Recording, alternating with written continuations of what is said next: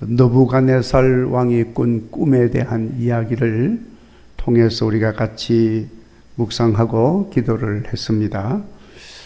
비슷한 그런 내용 메시지를 담고 있는 말씀이 오늘 7장에 나와 있는 내용입니다. 오늘 말씀에 다니엘이 환상을 통해서 전하는 말씀인데, 우리가 이 말씀으로 심판하시는 하나님이라는 제목으로 같이 은혜를 나누려고 합니다. 오늘 저녁에 같이 묵상하려고 하는 이 말씀의 목적은 다니엘에게 환상을 통하여 보여주신 네 짐승들과 그것들이 받는 심판에 대해서 우리가 알고 반드시 하나님의 심판이 있음을 깨달으시고 심판하시는 하나님 앞에서 우리가 어떻게 살아야 하는지를 새롭게 마음에 결단하고 살고자 하는 데 있습니다. 자, 여러분, 지난주에 다니엘이 본 느부갓네살 왕이 꾼 꿈에 대한 말씀은 바벨론 느부갓네살 왕 때 일이니까 다니엘이 이제 막 청년의 티를 조금 벗은 그런 때였습니다.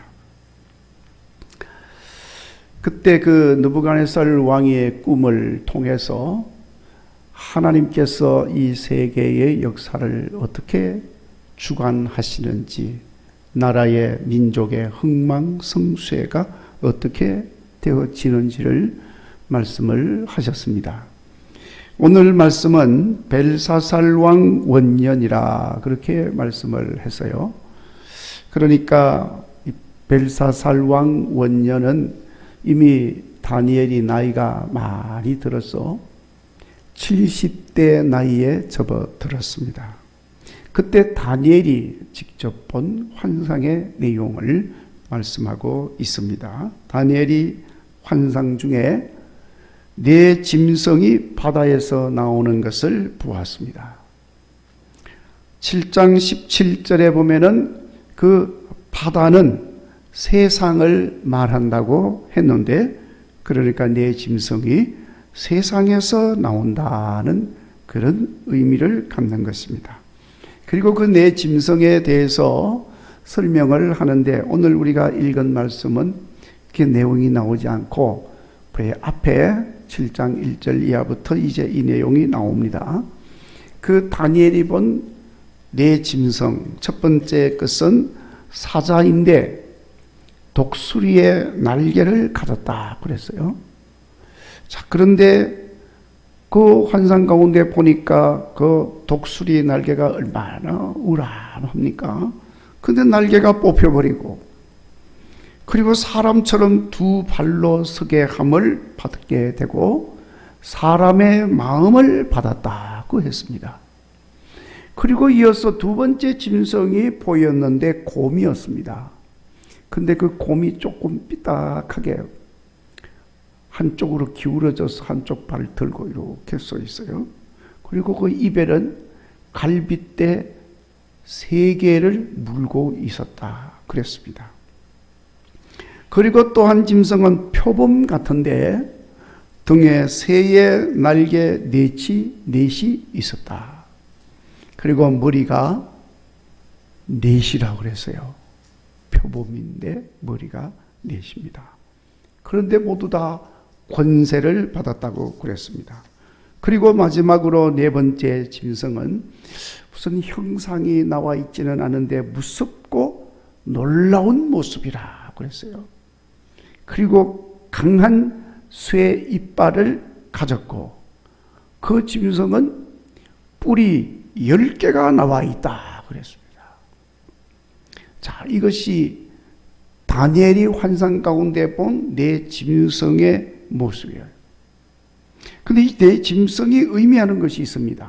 우선 뿔을 가졌다고 하는 것은 권세를 가진 것으로 세상의 군왕을 의미하는 겁니다. 왕을 의미하는 거죠.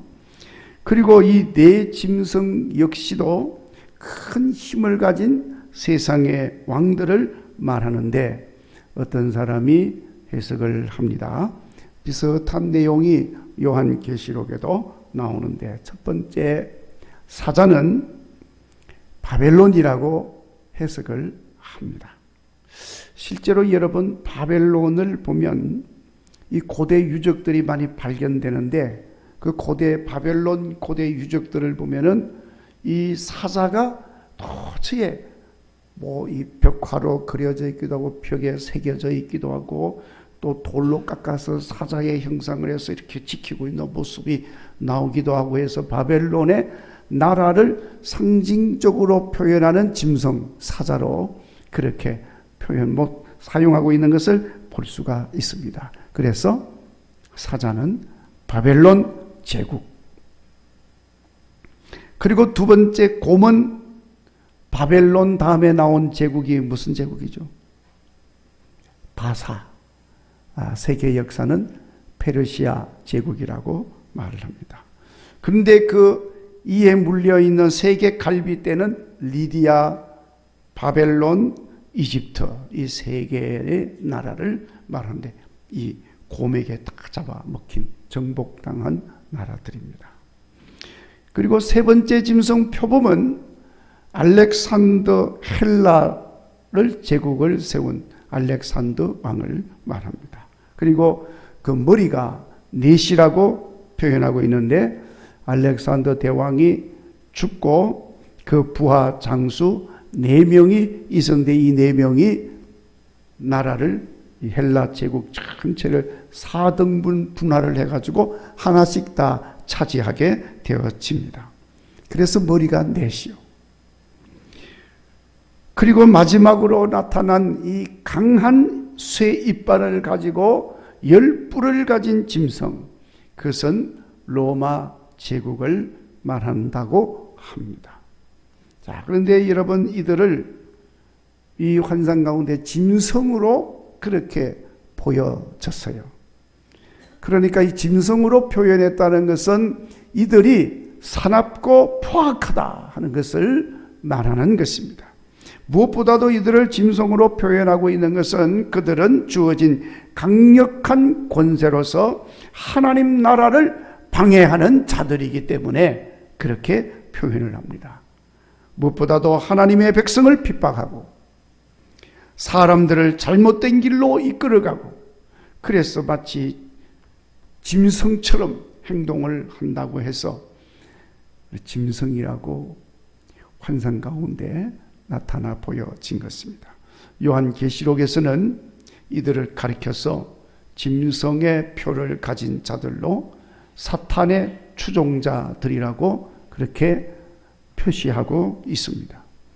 그리고 마지막으로 나타난 짐승, 강한 쇠 이빨을 가진 짐승으로서 다니엘은 그 짐승을 보고 쓰는 그 환상 가운데 보고는 크게 7장 15절에 번뇌하였다 그렇게 기록을 하고 있어요. 그럼 뭔지 모르지만 크게 걱정하게 근심하게 만든 짐승이 네 번째 짐승이에요.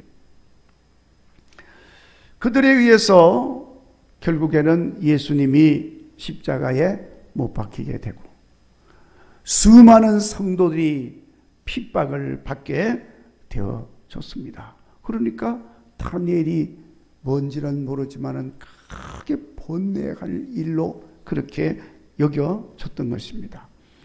그런데 여러분, 이와 같은 환상이 보여지면서 마지막으로 작은 뿔이 등장한다 그랬어요. 그 작은 뿔이 나오더니 짐승들을 죽였다. 지금까지 쭉 나와 있던 짐승들을 다 죽여버렸다. 그리고 그 짐승들이 가진 권세까지 다 빼앗아 버렸어요. 작은 뿔이지만은 강력한 힘과 능력을 가지고 있는 어떤 세력, 어떤 존재인 것을 알 수가 있는데 해석하는 사람들은 이 작은 뿔을 강력한 적그리스도의 세력이라고 말을 하는 것입니다.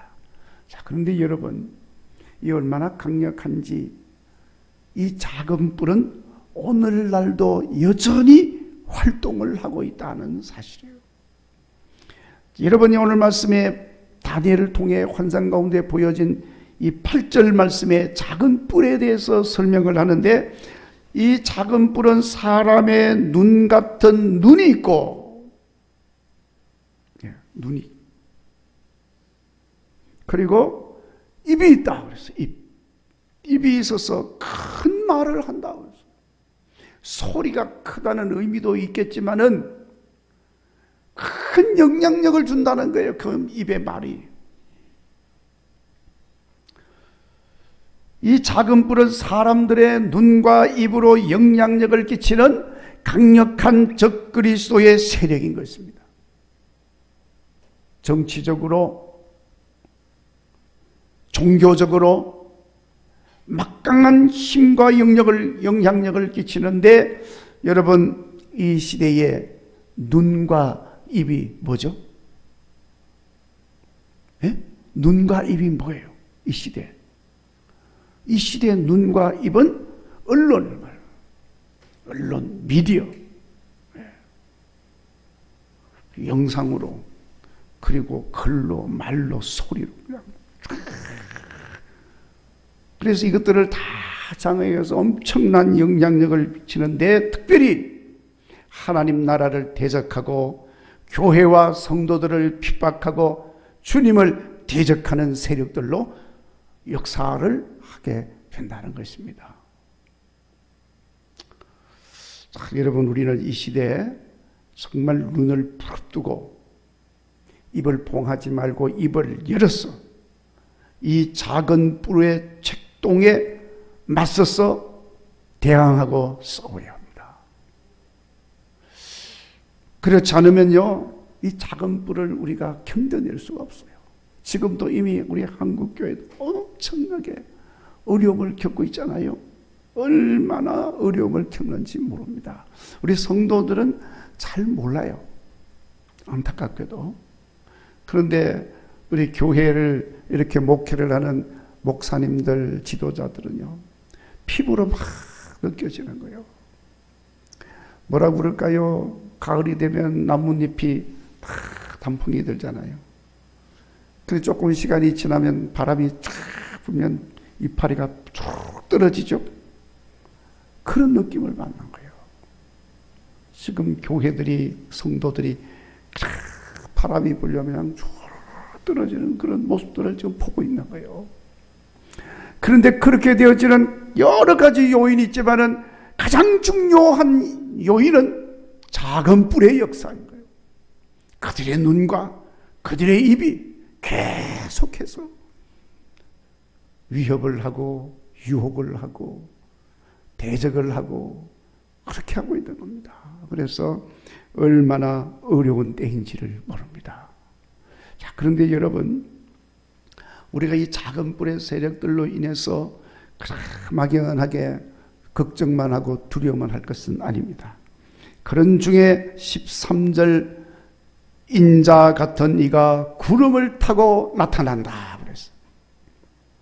그가 보좌로부터 불의 권세를 받아가지고 심판하시는 주로 등장을 하시는 것을 기록을 하고 있습니다. 여기 인자 같은 이라는 것은 예수님을 말씀하는 줄로 믿습니다.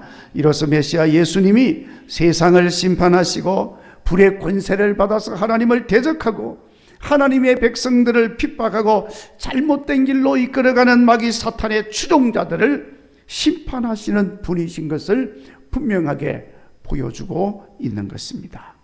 9절 말씀에 보면은 옛적부터 항상 계신 분이라고 했는데, 여러분, 예수님은 심판하시는 주님이심을 믿으시기를 바랍니다. 그리고 10절 말씀에 말씀하고 있는 것처럼 불이 강처럼 흘러나오는 보좌 앞에 수많은 섬기는 자, 모셔선 자가 있고 그곳에 심판을 베푸는 책들이 펼쳐져 있다 그랬습니다. 그러니까 심판하는 책들이, 그 책들에 의해서 우리 주님께서 불로 심판하시는 분이신 것을 말씀을 하고 있는 것입니다. 그리고 13절에 인자 같은 이가 하늘 구름을 타고 와서 옛적부터 항상 계신 이에게 나가 그 앞으로 인도됨으로 보좌에 앉으신 하나님이 인자 같은 이에게 권세와 영광과 나라를 주시고 모든 백성들로 그를 섬기게 하신다고 말씀을 하고 있습니다. 그런데 여러분, 그 권세는 소멸되지 않는 권세, 그 나라는 영원히 멸망하지 않는 나라인 것을 말씀을 하고 있습니다. 여러분, 이 말씀 통해서 하나님은 우리에게 분명하게 말씀합니다. 메시아 예수님이 세상을 심판하신다. 믿으시기를 바랍니다. 그리고 심판의 근거는 하늘 보좌 앞에 펼쳐져 있는 심판의 책에 있다고 그랬습니다. 그리고 심판하시는 주님의 권세와 나라는 소멸되거나 망하지 아니하고 영원한 것임을 분명하게 밝히고 있습니다. 그러므로 여러분, 우리는 이 말씀을 그대로 믿어야 할 줄로 믿습니다.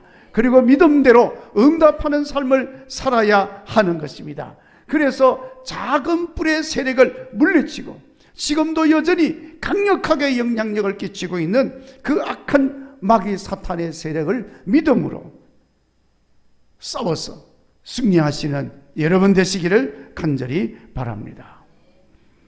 여호와 하나님의 권세를 위임받은 예수님의 심판은 여러분 마땅히 있어야 할 일입니다. 지난주에도 말씀을 드렸습니다마는 여호와 하나님의 속성이 공의와 정의인 것입니다. 의 그 자체가 하나님이신 것입니다. 여호와 하나님이 사랑이신 것처럼 정의와 공의도 여호와 하나님의 본질이에요. 그렇기 때문에 하나님의 심판은 마땅히 있을 수밖에 없는 것입니다. 여러분, 이 세상이 질서 있게 움직여지고 바르게 운행되도록 하려면 의가 정확하게 세워져야 하는 것입니다. 그렇지 않으면 세상은 온통 혼란스럽게 되고 무질서하게 되어집니다. 세상은 그렇게 되면 하나님이 창조하기 전 상태, 공허함, 혼돈과 무질서와 어두움의 상태가 되고 마는 것입니다. 그래서 우리 하나님은 창조 세계를 질서정연하게 하시고 바르게 운행되어지도록 반드시 의를 세우시는 하나님이신 것입니다. 우리가 생각할 때는 의가 없는 것처럼 보여지지만 우리 하나님은 반드시 의를 세우시는 하나님이십니다. 그래서 바르지 못한 불의와 부패한 것들은 다 심판하셔서 제거하여 버리고 없애버리시는 것입니다. 그렇기 때문에 여러분, 심판은 마땅히 있어야 할 일인 것을 기억하시기를 바랍니다. 그렇다고 여러분, 하나님이 심판하셔서 무조건 죽이고 멸하고 제거하고 불에 태워버리고 칼로 베어버리고 파괴하고 그렇게 하시는 분이라는 것은 아니다. 여러분, 오해하면 안 됩니다. 하나님이 심판하신다고 다 죽이고 멸하시는 것은 아닙니다. 물론 죽이기도 하고 멸하기도 하고 태워버리기도 하고 부셔버리기도 하고 다 그렇게 하시지만 하나님의 심판은 잘한 것은 칭찬하시고, 아멘, 또 복도 주시고 충만하게도 하시는 것이 있음을 깨달으시기를 바랍니다. 그러니까 하나님의 의를 따라 살고 의를 세우고 사는 우리 하나님의 백성들은 하나님이 심판하심으로 승리하는 삶을 살게 하시는 줄로 믿습니다. 그래야 여러분, 하나님의 백성들이 어려운 가운데서도 바르게 사는 보람이 있는 것이고 또 바르게 살 의욕도 생기는 거예요. 그런데 그 의가 없으시면, 하나님의 심판이 없다고 한다면 그렇게 살 이유가 하나도 없잖아요. 이렇게 사나 저렇게 사나 아무런 것도 없으니 그렇게 살 이유가 없습니다.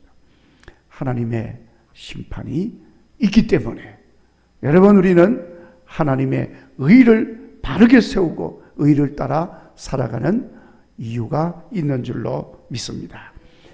어떤 사람은 이 하나님의 심판하신다 그러니까 그 하나님의 심판을 두려워하는 사람도 있어요.